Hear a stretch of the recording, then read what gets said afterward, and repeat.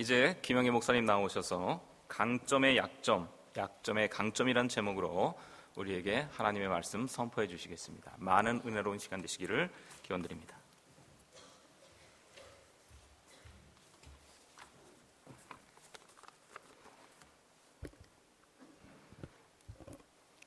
자, 저희들에게는 하나님께서 많은 복을 주셔서 많은 강점들이 있습니다.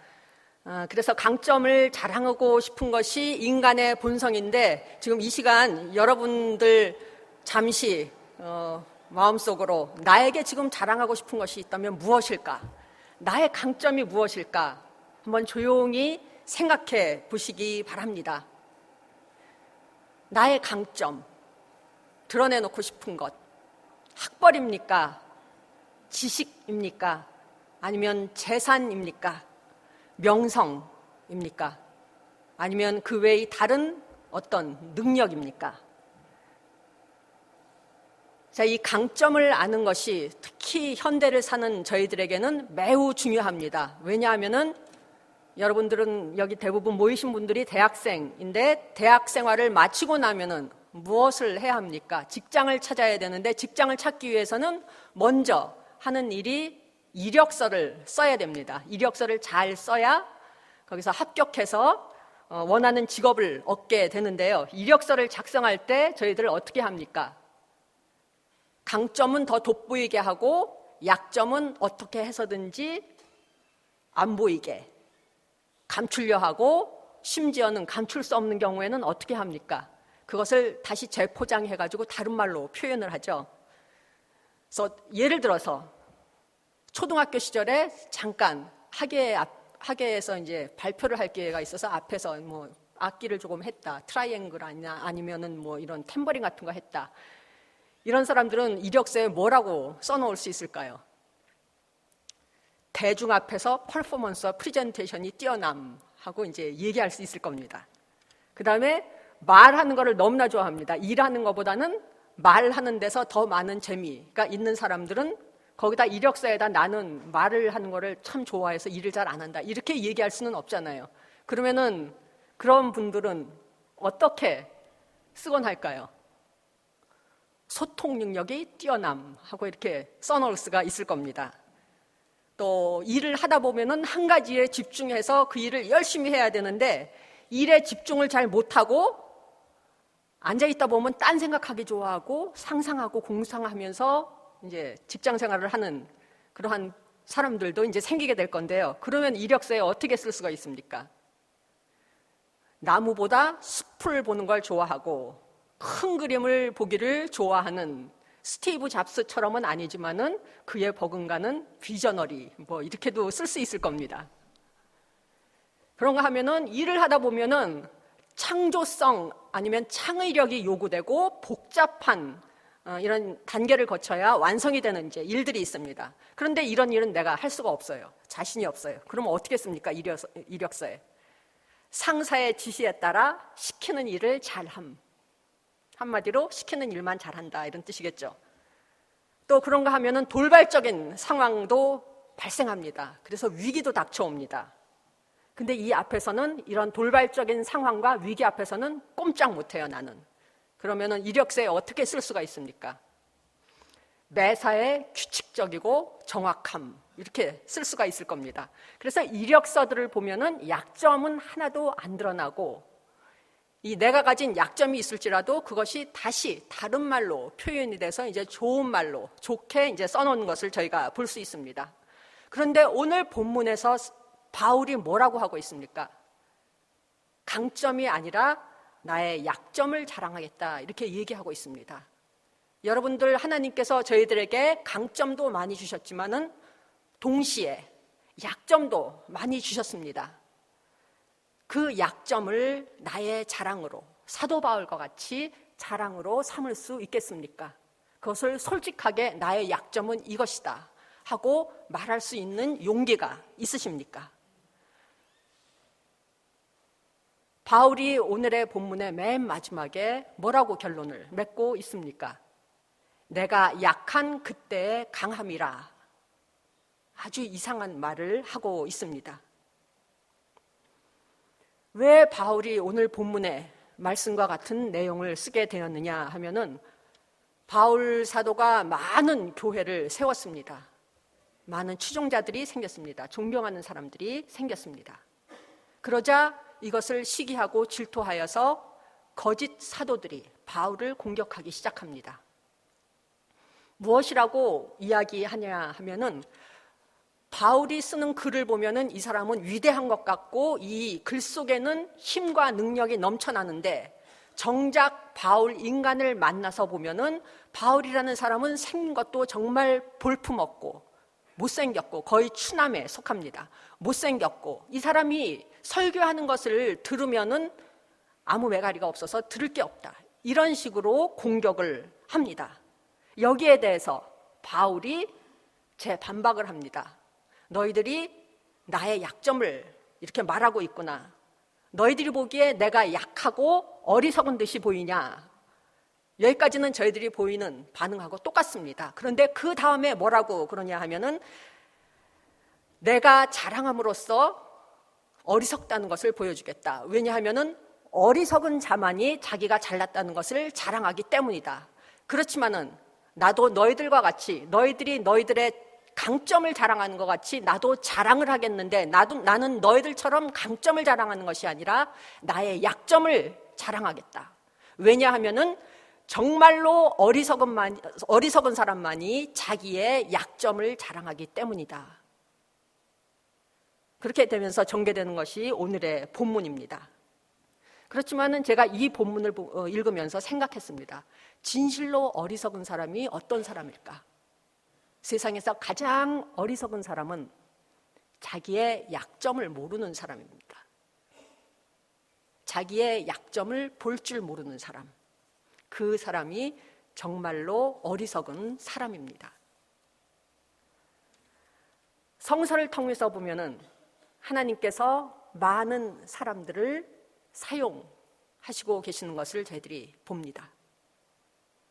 근데 이런 분들이 성경에 기록될 때쯤에는 이미 위대한 사람들이 돼서 저희들 생각에 하나님께서는 위대한 사람만 사용하시는구나. 정말 뭔가 있는 사람만 사용하시는구나. 라고 생각할지도 모르겠습니다. 그렇지만은 하나님께서는 자신이 생각하기에 내가 뛰어나고 능력이 있다. 하나님께 쓰임을 받을 만한 자격이 있는 사람이다. 이렇게 생각하는 사람을 절대로 쓰시지 않으십니다. 그런데 하나님께서 그 사람을 조금이라도 가진 것이 있어서 내가 능력이 있고 내가 하나님께 쓰임받을 만한 자격이 있는 사람인데 라는 마음 한 조각에 이러한 생각이 있는 사람을 하나님께서는 그 사람을 사랑하시기 때문에 쓰시기 전에 먼저 어떻게 하시느냐 하면은 그 사람을 먼저 넘어지게 하시고 흙먼지를 뒤집어 쓰게 하시고 그리고 가장 밑바닥에 떨어뜨리신 다음에 그래서 그 상태에서 그 사람이 주님의 은혜밖에는 내가 이제 더 이상 희망할 것이 없구나 하는 그러한 지경이 되어 주님을 찾을 때 가장 내가 약한 사람이 되었을 때 그래서 나는 정말 아무것도 내세울 것 없는 약한 사람이구나. 그때 주님께서는 그 사람을 다시 일으켜 세우시고 주님의 일에 쓰십니다. 자신의 약함을 볼 줄 아는 사람, 자신의 약함을 보게 되었을 그때 주님께서 쓰시기 시작하십니다. 야곱은 강점이 많습니다. 머리가 아주 재치가 많죠. 그런데 그 좋은 머리로 어떻게 했습니까? 많은 사람들을 속였습니다. 하나님께서 어떻게 그를 넘어뜨리셨습니까? 여러 고생을 하게 하셨고 결국에는 야곱으로 하여금 그 캄캄한 한밤중에 집 안도 아닌 그 허허벌판 야복 강가에서 밤새도록 씨름하게 만드셨습니다. 그 다음에 이스라엘이라는 이름을 얻게 되었고 그 다음에 하나님의 영광을 드러내는 일을 하면서 살게 되었지만은 그 하나님의 은혜 가운데서도 야곱은 어떠한 장애가 있었습니까? 절름발이로 살아갔습니다. 모세는 남부러울 것 없는 애굽의 왕자였습니다. 부가 있었고 권력이 있었고 명성이 있었습니다. 그 상태에서 어떻게 생각했습니까? 내가 판단하는 것, 내가 결정하는 것이 옳은 것이다. 왜냐하면 나는 왕자니까. 그래서 모세가 한 것이 어떤 일입니까? 어떤 사람을 죽였습니다. 하나님께서 그를 어떻게 쓰러뜨리셨습니까? 광야로 쫓아보내서 그곳에서 목자로 40년 동안을 지내게 하셨습니다. 그 후에 하나님께서 모세를 다시 불러 이스라엘을 구하라 하실 때 모세가 뭐라고 대답합니까? 40년 전엔 애굽의 왕자였지만 이 40년 후에 모세는 하나님의 그 부르심 앞에서 내가 누구이긴데 어떻게 감히 내가 그런 일을 할 수 있겠습니까? 이렇게 대답을 합니다. 그렇지만 결국 이스라엘 민족의 구원자가 되었고 많은 위대한 일들을 하였지만은 모세는 그 일을 언제 시작했느냐 하면은 80세 시작했습니다. 엄청나게 많은 나이. 이 짐을 짊어지고 자기의 사명을 완수합니다. 바울도 마찬가지입니다. 바울의 약점은 어디에 있습니까? 오늘 본문에서 이야기하고 있습니다. 육체의 가시. 얼마나 괴로웠으면은 사탄의 사자라고까지 바울이 표현하였겠습니까? 이 육체의 가시, 나의 약점, 이것을 제거하기 위해 3번이나 간절히 하나님께 간구하였다. 이렇게 이야기하고 있습니다. 이에 대한 하나님의 대답이 그 유명한 구절입니다. 내 은혜가 내게 족하도다.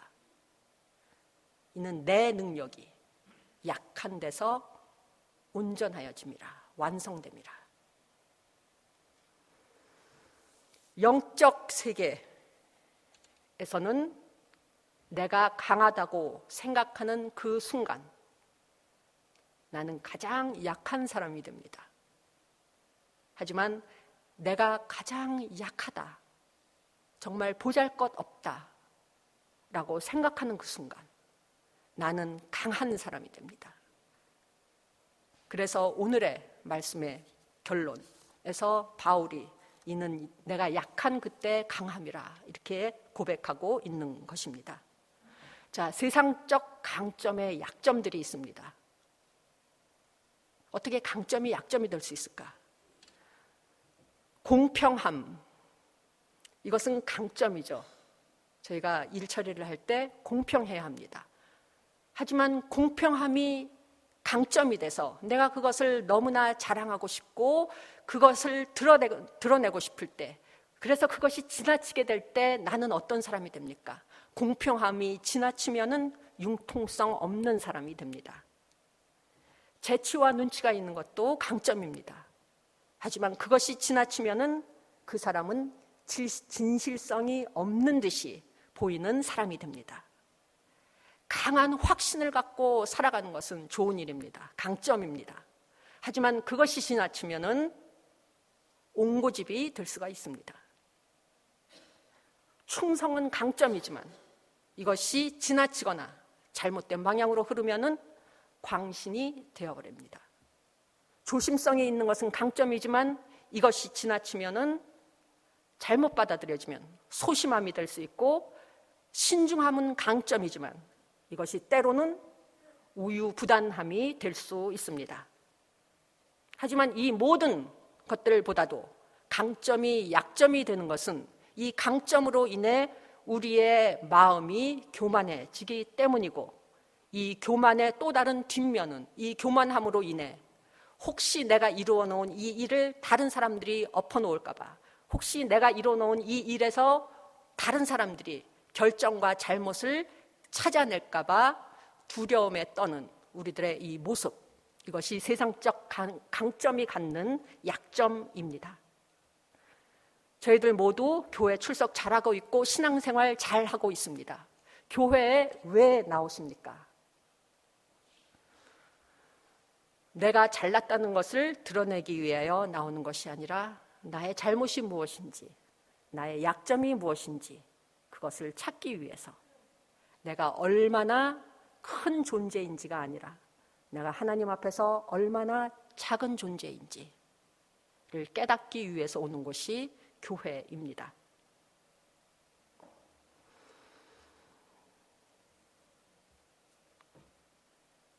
오늘 본문 말씀에서 바울 선생님이 말씀하십니다. 하나님의 능력은 약한 데서 온전하여지는 것.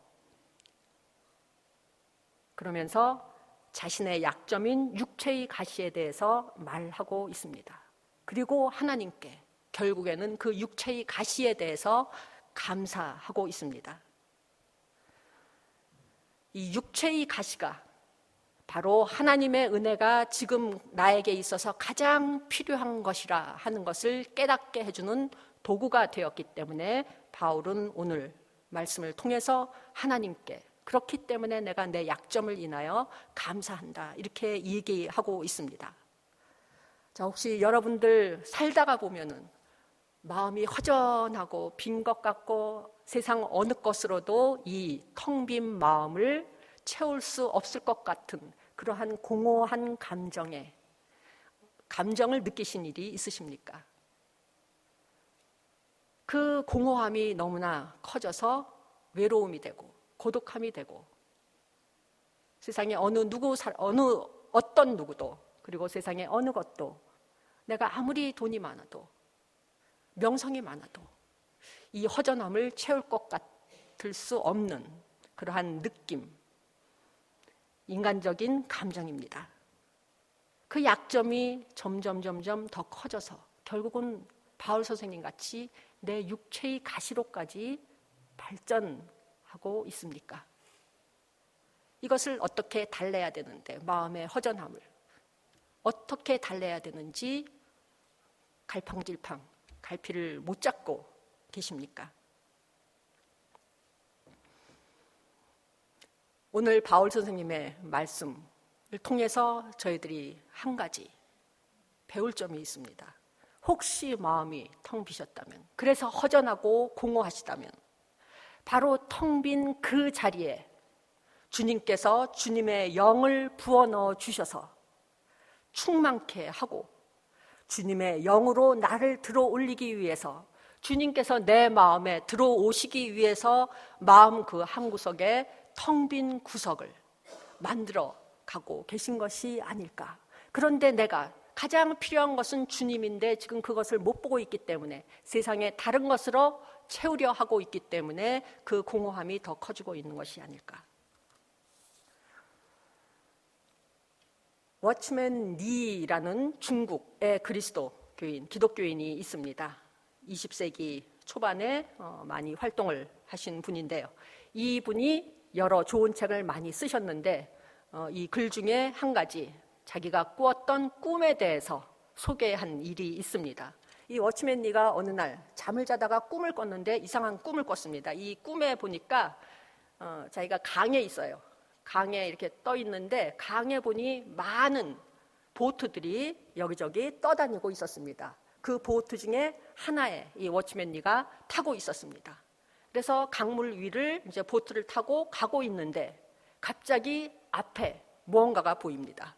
어떤 큰 바위가 강물 위로 이렇게 솟아올라서 솟아오른 것이 보였는데 워치맨 리가 가만히 보다 보니까 이 자기가 탄 이 보트가 가는 방향이 이 바위를 향하여 가고 있어서 이 바위 잘못하면은 이 보트가 바위랑 이제 부딪혀가지고 침몰하게 이렇게 생긴 거예요. 그래서 이 위기 앞에서 워치맨 리가 하나님께 간절히 기도드립니다. 하나님 제발 저 바위를 어떻게 좀 해주세요. 없애주세요. 그렇지 않으면 내가 탄 이 배가 침몰할 것 같고 그러면은 여기에 탔던 모든 사람들이 다 죽을지도 모릅니다. 어떻게 좀 해주세요 하고 이렇게 기도를 드렸다고 합니다. 그랬더니 하나님께서 응답을 해주셨는데 워치맨 리에게 두 가지 방법이 있는데 그중에 어떤 것을 택하겠느냐 하고 물으시더랍니다. 첫 번째는 내가 원하는 대로 내가 그 바위를 뽑아내 줄까? 그래서 보트가 잘 가도록 만들어 줄까? 아니면은 내가 강물의 수위를 높여서 그 바위로 하여금 물에 잠기게 하고 네가 탄 보트가 그 물 위로 지나가게 할까? 이 두 가지 선택 앞에서 워치맨 리가 결정하는 순간 이제 잠에서 깼습니다. 그리고 한 가지 깨달았습니다.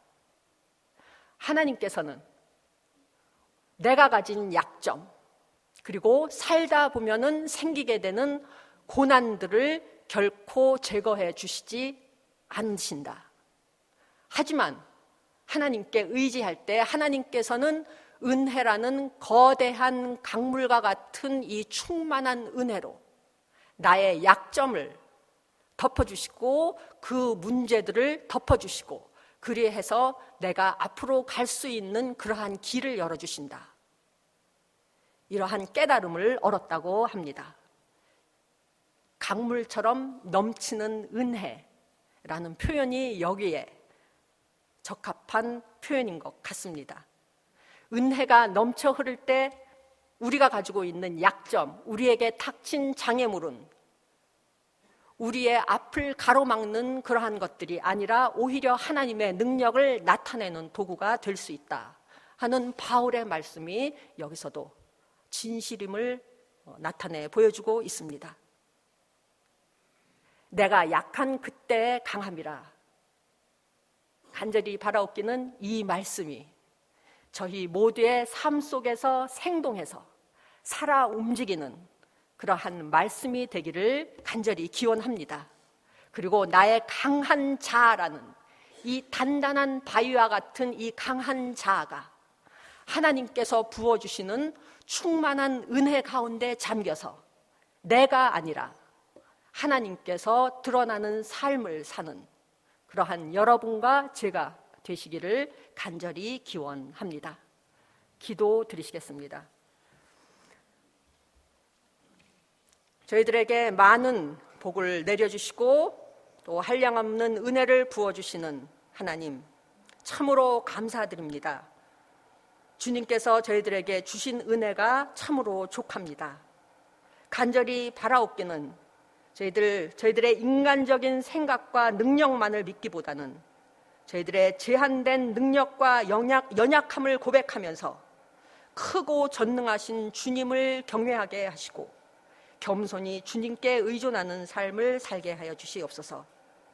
저희들 마음의 빈 구석을 주님의 영으로 채워주시옵시고 저희들을 주님의 능력으로 채워주시옵소서. 그리하여 내가 약한 그때의 강함이라 하는 사도 바울의 고백이 우리의 삶의 일부분이 될 수 있도록 주님께서 은혜 내려 주시옵소서. 이 모든 말씀 예수 그리스도의 이름으로 기도드립니다. 아멘.